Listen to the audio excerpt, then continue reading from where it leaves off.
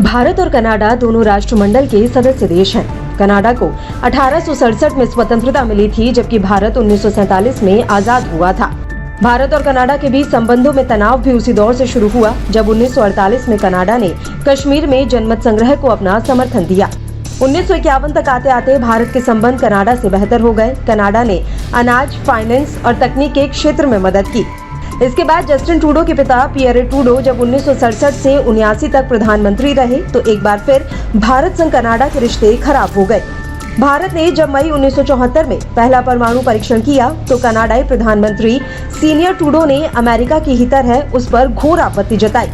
दरअसल परमाणु उपकरण में इस्तेमाल किए गए प्लूटोनियम का उत्पादन कनाडाई सहायता प्राप्त परमाणु रिएक्टर साइरस से किया गया था। इससे पहले भारतीय अधिकारियों ने कनाडा को बार बार आश्वासन दिया था कि सरकार का परमाणु उपकरण में विस्फोट करने का कोई इरादा नहीं है।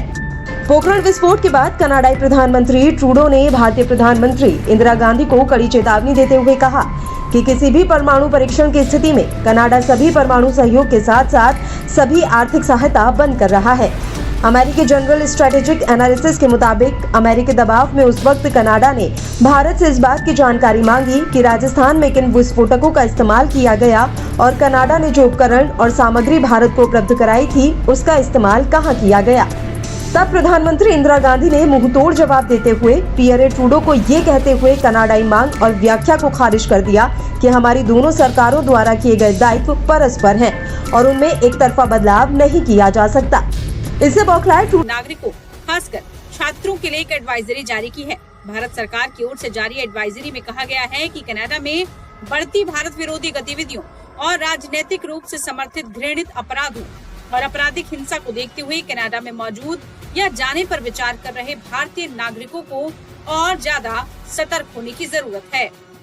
आपको बता दें कि एडवाइजरी में कहा गया है, कनाडा में बढ़ती भारत विरोधी गतिविधियों और राजनीतिक रूप से समर्थित घृणा, अपराधों और आपराधिक हिंसा को देखते हुए वहां मौजूद सभी भारतीय नागरिकों और यात्रा पर विचार करने वालों से ज्यादा सावधानी बरतने का आग्रह किया जाता है। हाल ही में धमकियों ने विशेष रूप से भारतीय राजनयिकों और भारतीय समुदाय के उन वर्गों को निशाना बनाया गया है जो भारत विरोधी एजेंडे का विरोध करते हैं। इससे भारतीय नागरिकों को सलाह दी जाती है कि वो कनाडा के उन क्षेत्रों और संभावित स्थानों की यात्रा करने से बचें जहां ऐसी घटनाएं हुई हैं। हमारा उच्च आयोग वाणिज्य दूतावास कनाडा में भारतीय समुदाय की सुरक्षा और भलाई सुनिश्चित करने के लिए कनाडियाई अधिकारियों के साथ संपर्क में रहेगा।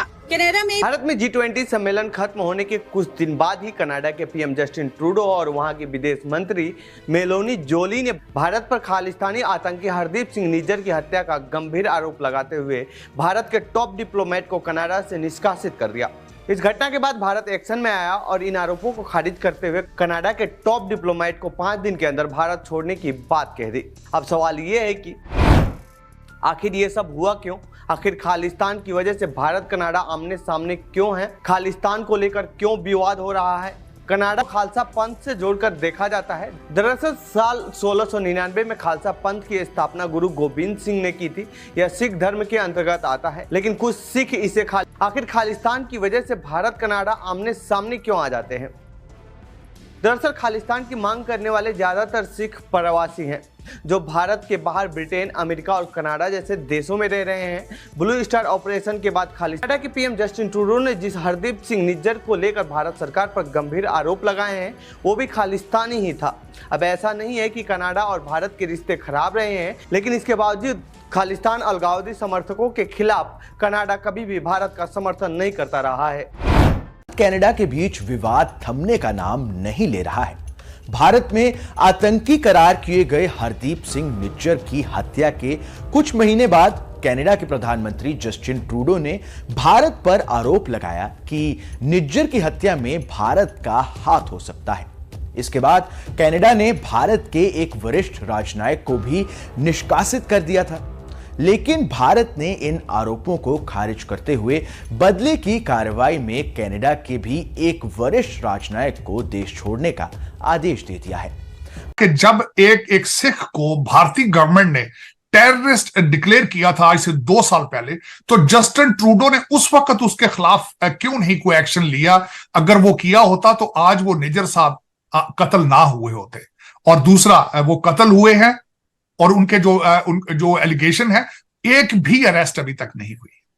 और उसके अंदर पता नहीं नवाज शरीफ साहब के एडवाइजर कौन है। सबसे पहले तो उन्हें यह सोचना चाहिए था कि आपकी मोटरवे, बार बार नून लीग वाले कहते हैं हमारी मोटरवे, भाई वो तो आपने बनवाई कोरिया से।